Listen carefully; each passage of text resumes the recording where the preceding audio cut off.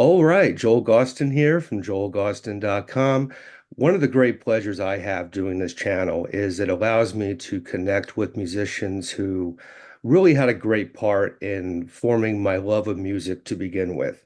My guest is someone who fits that category, so I'm absolutely honored and delighted to be joined today by Mr. David Lowery from the bands Cracker and Camper Van Beethoven. David, it is great to see you. Thank you so much for coming on. I appreciate it. No problem. Thank you for having me. Absolutely. And we have quite a bit to talk about. There's a lot going on in the world of Cracker, in particular these days. On top of the list is an upcoming compilation by Cracker. It's called Alternative History, a Cracker Retrospective. Two CD, three LP collection comes out November 22nd on Cooking Vinyl. As the title suggests, this really is an alternative history of Cracker. This is not a band compilation or greatest hits compilation by any means. You know, it's a collection of re-records, demos, live tracks, etc. So let's kind of start there because it's been 35 years now, roughly, that the band's been together. It's been a couple of years, probably a couple of decades, since a proper Cracker greatest hits collection was released. Um, that considered, why go in this direction and present the band retrospectively with what would be non-traditional recordings from the band's history? Yeah, I explained some of this in the liner notes, which I know the album's not out, so a lot of people don't know that. But I explained some of this in the liner notes. In that, one of the things was is I was looking at, I also teach at the University of Georgia, so a lot of my students discover us through Spotify and things like that. And the algorithmic playlists are just a list of your most popular tracks, right? And that tends to downplay more recent stuff because when you have 35 years here as history, that's not going to have as many spins on it as something that's been out there for, been on streaming services for 15 years, right? So, and then so sometimes students, if they don't do that, they might go to a greatest hits or a compilation. And our last sort of greatest hits or compilations were like 2005. So you lose basically, a few discs. And so they're not very representative. So I wanted to just do a new greatest hits, since it had been almost 20 years since there had been a greatest hits or retrospective album. And we started to go through the process of doing that with Cooking Vinyl. And we were looking into licensing things from Universal Music Group for the Virgin stuff and the Concord stuff. And it seemed like, I mean, it's not like they're, this is just the way the major labels work. The licensing fees were basically going to kind of eat up any profit that we were going to make from the record. And we did have the benefit of having, through the years, re-recording a number of our hits and sort of fan favorite tracks, because when we had licensing requests, which we have a lot of licensing requests. I mean, it's one very good thing about Cracker is we get a lot of licensing for film, television, video games, commercials. We could use alternate recordings that we own, and then we would get to keep all the money instead of splitting it with the labels, right? And this isn't something that I invented or Taylor Swift invented. It's just something that's for years artists have done it. If anything, country musicians did this. And so we realized that what we could actually do was grab basically our hits from those re-records that we owned. And then it sort of became a question of like, well, what else do we control the rights to Mm. that are, so there were outtakes, there were demos, and there were live recordings. Some of these really well done live recordings, like the Rock Palast television show stuff from Germany. And we thought, well, hey, we can kind of tell our story in a different way by using these re-records. Oh, and also the stuff we re-recorded with Leftover Salmon in sort of a bluegrassy kind of way. And what it did was just sort of create this alternate history of the band told through these other recordings. Some of them had been released, right?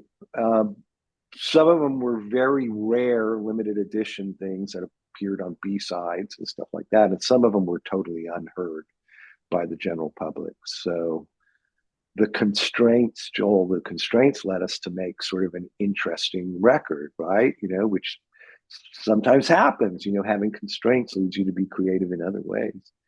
So I'm really happy with this.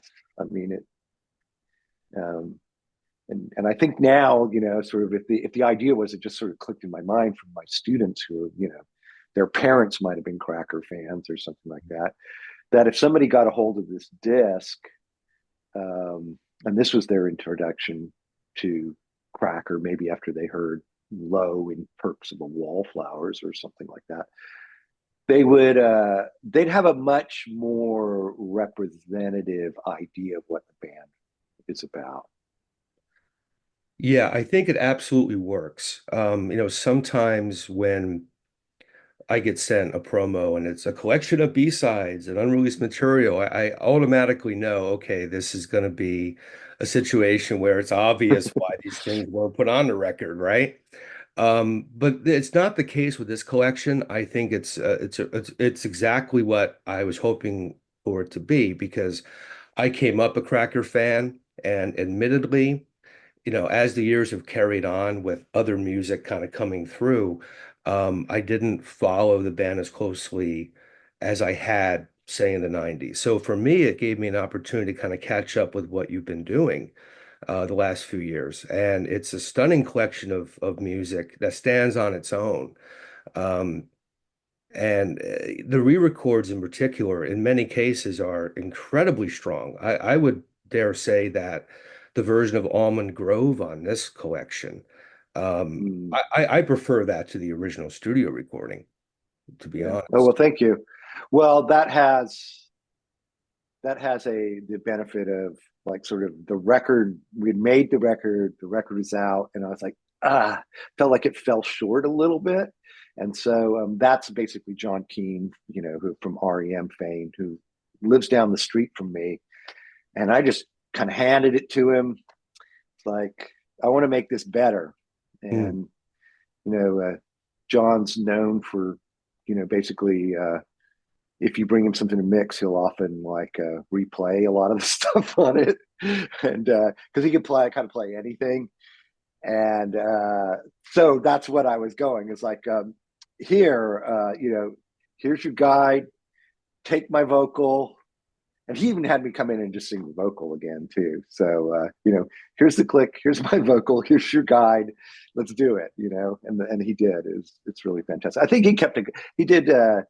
It's not just him on the recording. I mean, I do think it's Brian Howard on bass, and I do, there's a number of other.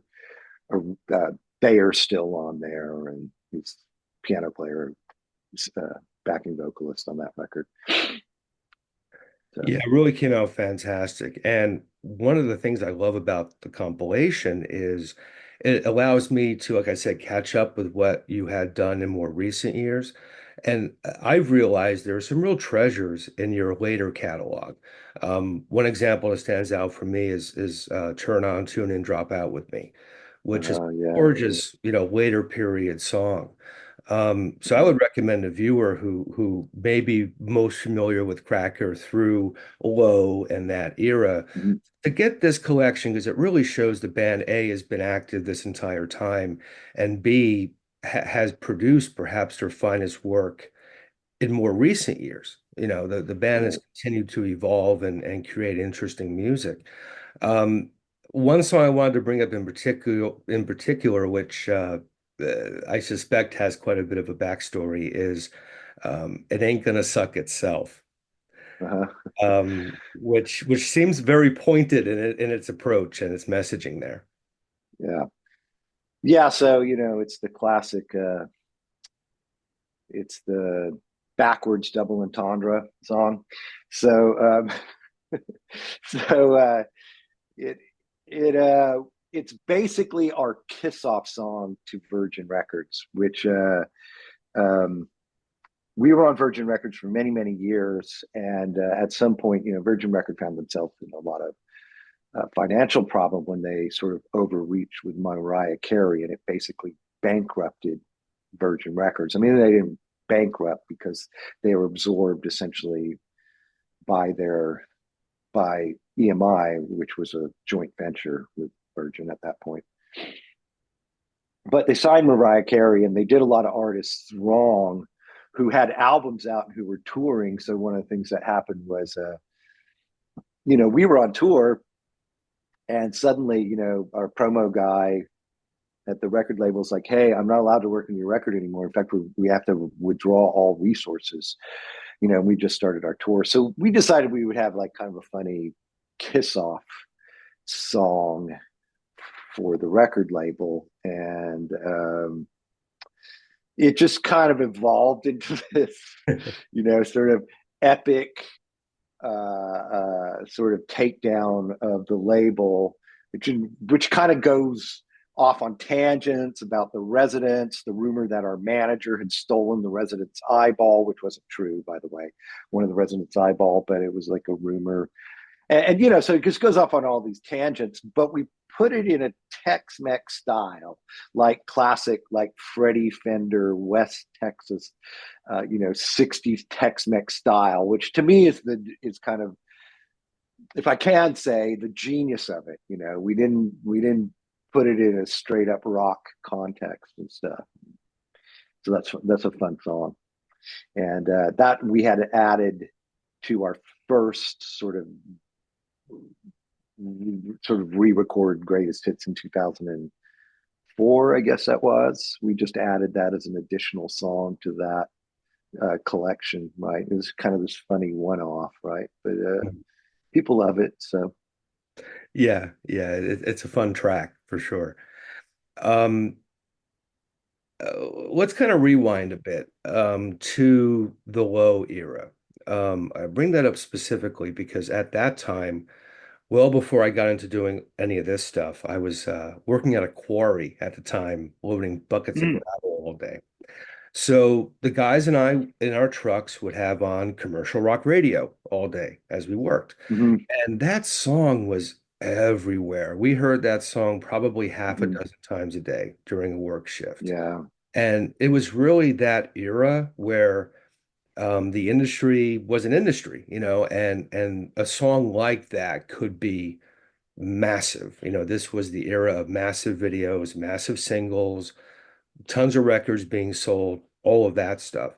Um, in retrospect, how would you say that era most affected Cracker? Was it ultimately a positive thing, or were there disadvantages to having that situation where you couldn't walk 5 feet without hearing your song? Right. Well, it's never a negative to have your song played, 2,400 times a day across the US for whatever on commercial radio, and to have a million sales as a result of it. I mean, I do think that the only negative is that song, while it represents one aspect of Cracker, it sort of sits us pretty firmly in sort of the alternative rock um, center of the into alternative rock sort of scene, but and we do so much more than that. That sometimes to the less engaged, I don't know, like every once in a while we'll book a concert, and somebody sort of expects us to be sort of only sort of this alternative rock band, and maybe they get the marketing or the, you know, put us on in sort of the wrong place in the bill on a festival or something like that. But the other thing about that song is that although it's an alternative rock song, it was embraced also by kind of more of a jam crowd and more of a mainstream rock crowd as well. So, I mean, I really just don't, other than like, sort of people just thinking that we're only an alternative rock band, there's not really any negatives or downsides to that. I mean, that really gave us well, that plus the fact we played a Grateful Dead song allowed us to be able to play in the jam band world. And even, sort of with more mainstream rock acts that weren't alternative rock. Absolutely. Sticking with industry machinations for a moment, it's been quite a few years since this took place. But I wanted to mention that I guess it was around 2012, you were hoisted into a very important discussion in the music industry. I'm referring to your response to an article by Emily White, who at the time was an intern at NPR. And, she had discussed, kind of a 10,000 foot view philosophical discussion about how she, as a music fan, approached buying music. And to kind of whittle that down, she didn't buy a lot, but she had a lot of Yeah. tunes, but she didn't actually buy the music. And you produced quite an eloquent, emotional response to that essay, and it kind of blew up, and a lot of debates were going on. I think it's important before we dive into any kind of discussion on this. We're all just kind of people figuring this stuff out. There's no rule book at this point about the industry. So there's no attacking on this end either way. But number one, I am curious because it has been quite a few years since that time. Um, what's your perspective on that discussion now? Do you still feel very much the same way, or has your perspective changed as time has gone on and you've had other experiences in the industry? No, I mean, the thing is specifically is that if you like people's music, they should get paid for it. Right. And fundamentally, her opinion piece was, yeah, I realize people are going to get paid, but I didn't need to get paid, but I don't know what to do about it.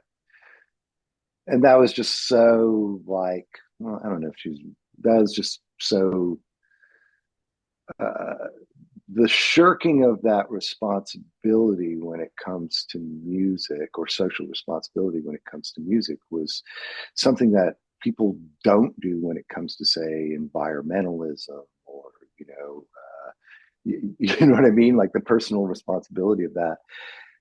And the second thing about that is, remember, this is like maybe like 10 years after Metallica and their sort of lawsuits and stuff like that.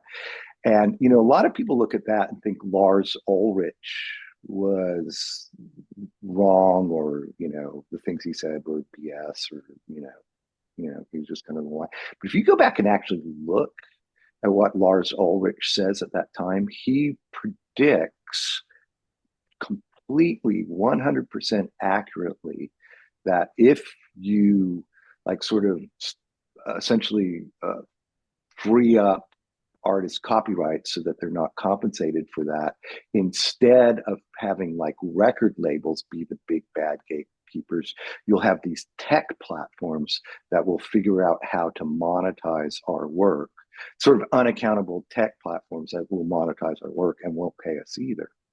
And he turns out that his vision was like completely 100% accurate. And so I come in sort of at that point and basically say, yeah, you can do this. You can, take music and not pay for it, but at some point that is enriching somebody that isn't the artist. And I go through and explain it in quite a bit of detail about how that works, right? And of course, it got some blowback, but it also was largely received positively. And now, if you go forward to 2024, most people have accepted essentially my premise and the Lars Ulrich premise that artists are not paid enough, and they're taken advantage of by these large tech platforms. So, I mean, I don't know how more right we could have been about this. So I don't think there's really anything at this point. It's not even controversial what I'm saying. It's just that, that just shows what the age was like in 2012 compared to today. Right, absolutely.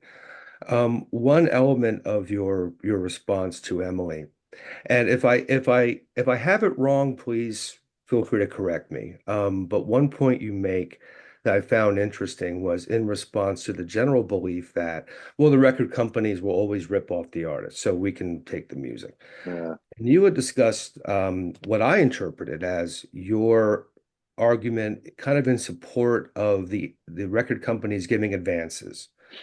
And Hmm. that is, they're taking a bet on the artist. They're not Hmm. necessarily out to hurt them. They're taking this bet, and if it doesn't work out, it doesn't work out. So hopefully I'm interpreting your position accurately. Um, Yeah. and with that said, I just recently had an interview with an artist from that kind of mid 90s era, Tracy Bonham. And we had a discussion about, looking back 30 years ago to when she blew up. And she told me to this day, she still is unrecouped on 1.7 million.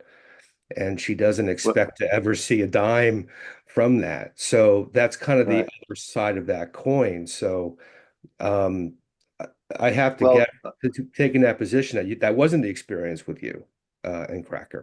no, I mean we were recouped, but if you're unrecouped, I mean it depends on what you do with those advances that you get from your record label, but that's an advance on your royalty. So in a way, one way to look at that is to say, well, she got 1.7 million more dollars from a record label that no bank would have loaned her Mm, than she would have gotten if she had just received like 18% royalties. Because all that is it's an advance on, say, your 18% royalties or something like that, right? So now I'm not defending all record deals because some of them can be quite egregious and they have lots of clauses in them where, a lot of times record labels can sort of cost free, uh, sort of not do what they're supposed to do without penalty and stuff like that. So I'm not going to defend all record deals, but if you're talking about, if you're an artist, you're just starting out, you can't go to a bank mhm. or a venture capital firm and get a loan to make recordings. Who's gonna who's gonna give you that money? And so record labels are like specialized investment firms, and so it's important to get the deal right up front.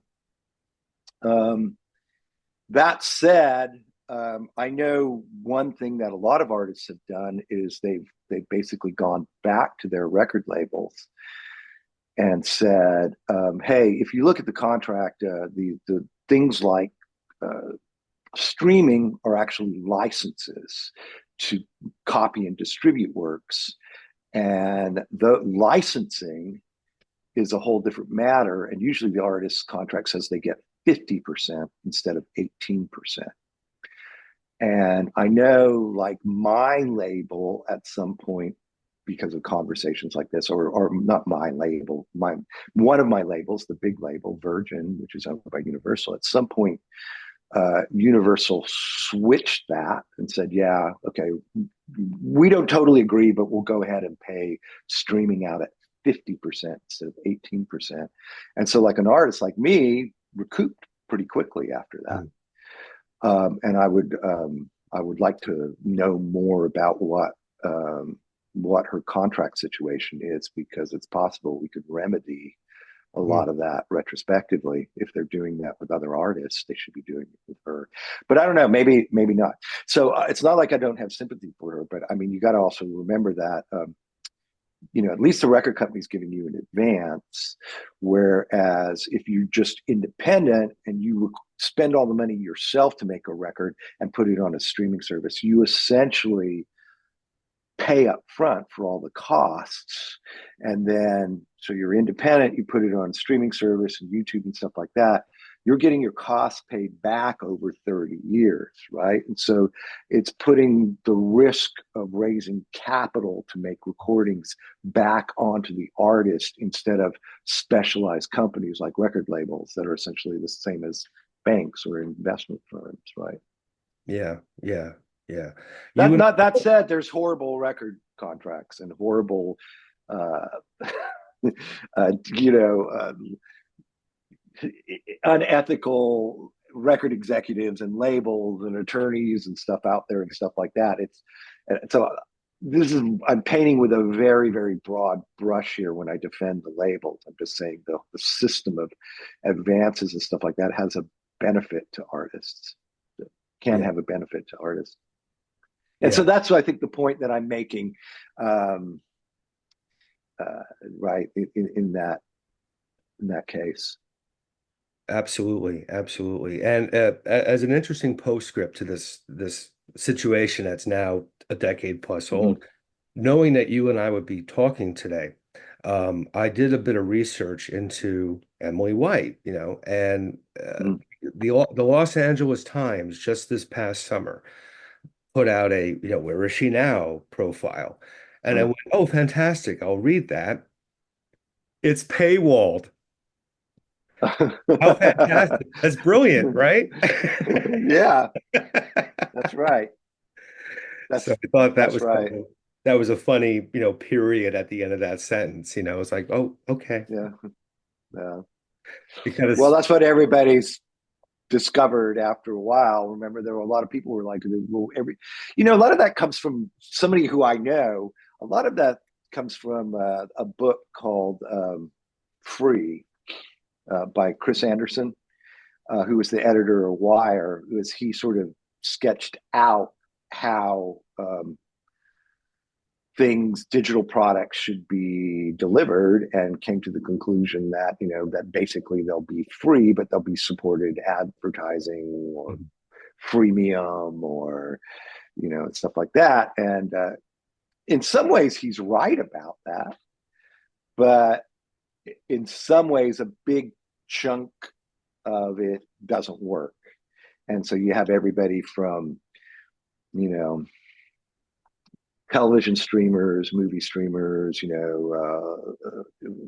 books, magazines, newspapers, and stuff like that, walk that back, right? So again, sort of supporting, sort of the ultimate viewpoint of somebody like Lawrence Ulrich, that you got to remember this adage from advertising theory, right? If something is free to you, you're the product. And that is the world that we sort of built in the digital era. And it turns out that there's drawbacks Mhm. and downsides to all of that. And ultimately that undermined, creative workers pay, right? So it ended up being really, really regressive, in an economic sense, in that it sort of like a conveyor belt of money to the platforms and the rich, from the artist. Yeah, So, yeah, yeah. It's a fun business. yeah, I mean, it was like that always in a certain way, but it sort of is on steroids now. Yeah, yeah, absolutely. Diving back into Cracker, um, I've had a couple of members of the Plugs on this channel, the classic California punk band. Mm-hmm. Of Uh-huh. course, the drummer for the Plugs was the late Charlie Quintana. I Yeah, wanted to bring him up because he certainly plays into the history of Cracker. He was your drummer for yeah, a bit there in the 90s. Um, he's one of my favorite. I'm a drummer myself, and he's one of my favorites. I mean, he has some yeah. grace behind the kit. So when you think about Charlie, what impact do you believe he most had on Cracker, especially during that time period you had worked together? Yeah. Charlie, or Chalo, as his nickname is among most of his friends. I mean, he comes in as about 6 months into sort of Cracker's Kerosene Hat, which is sort of our big breakthrough, and comes in and starts playing for us and just kind of supercharges our live experience. I mean, when you listen to the fact that a drummer does on one level sort of what a drum machine does, uh, misses the point of what a drummer actually does as far as sort of being essentially the conductor of a rock band. Um, you know, hyper supercharging like the dynamics and the intensity of a song and stuff like that. So he really like was the first drummer that we had in a live context that sort of made it so we could play in arenas Hmm. and theaters, like just really did something to the band. And then of course we made, to me, what is our best record from that early era, which is Golden Age, we make with him. He's not on two of the songs, but he's on most of the whole record.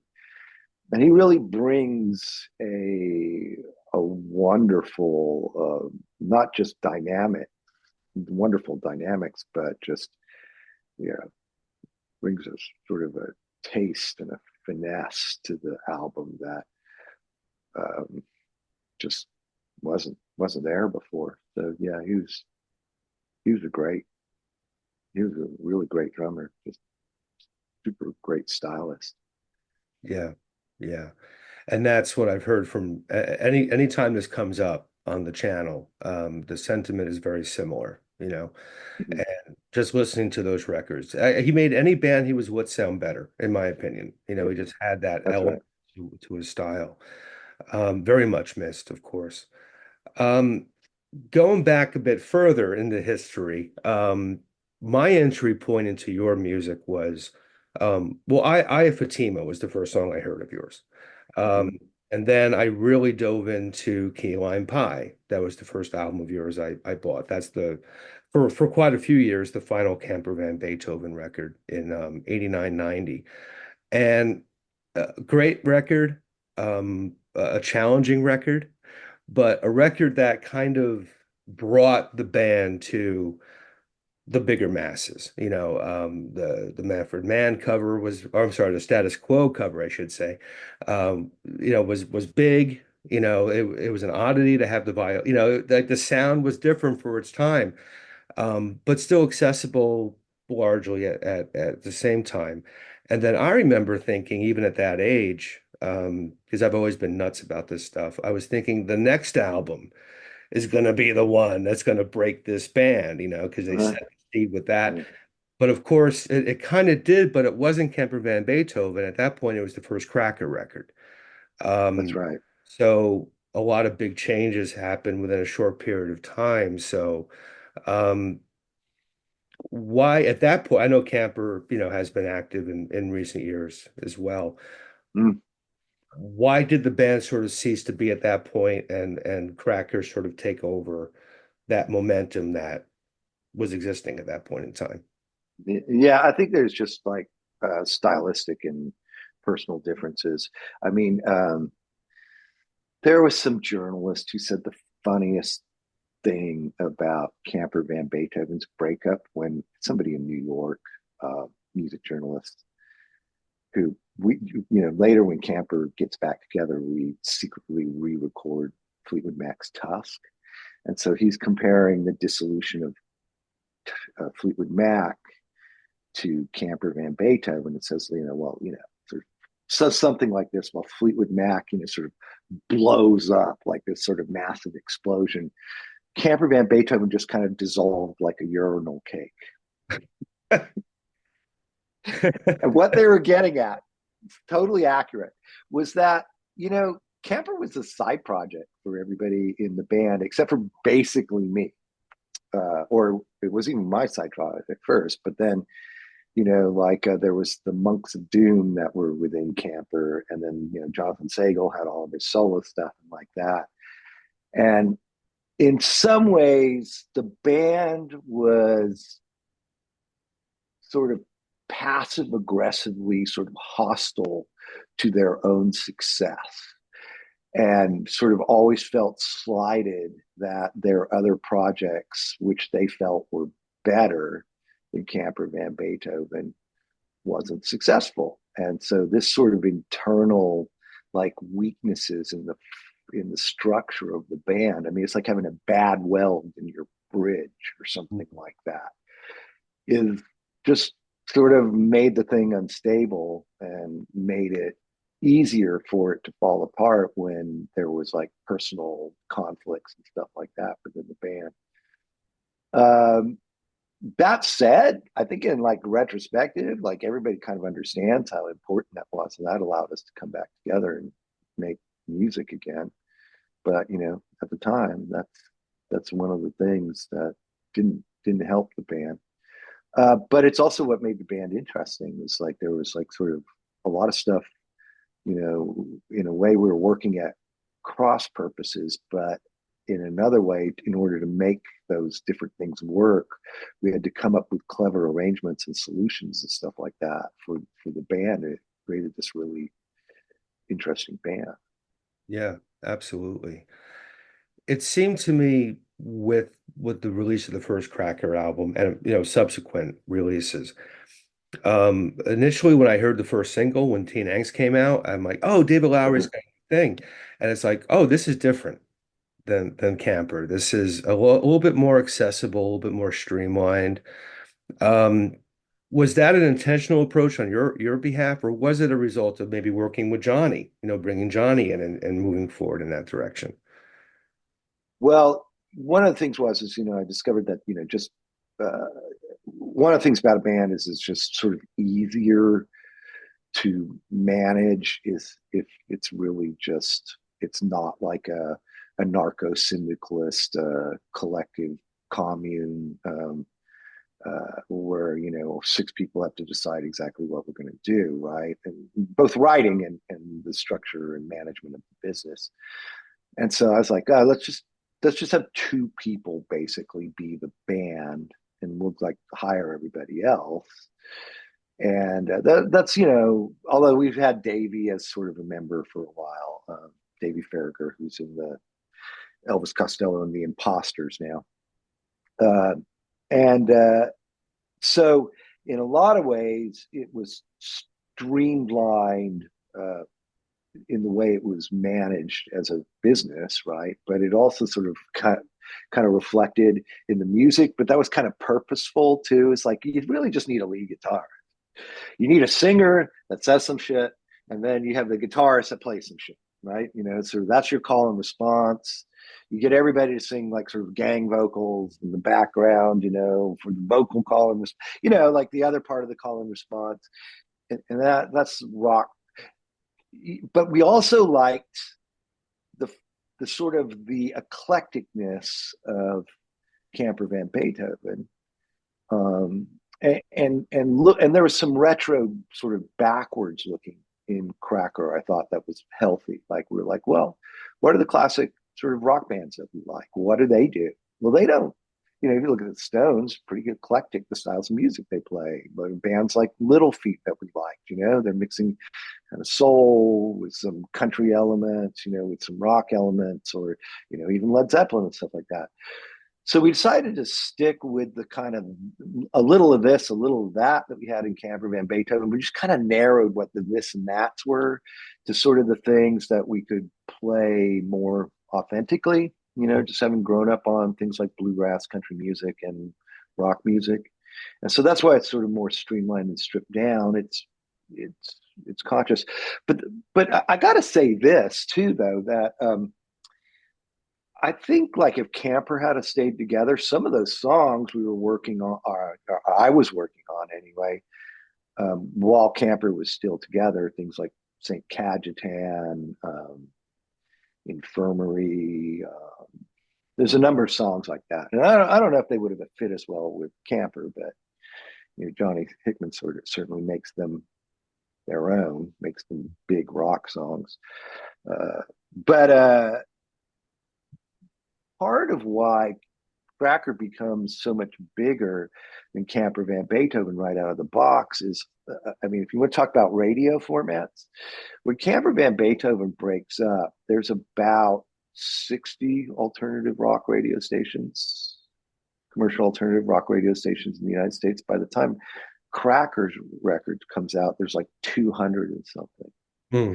And alternative music, or new modern rock, or whatever you call it, is really a big format for younger, especially younger men.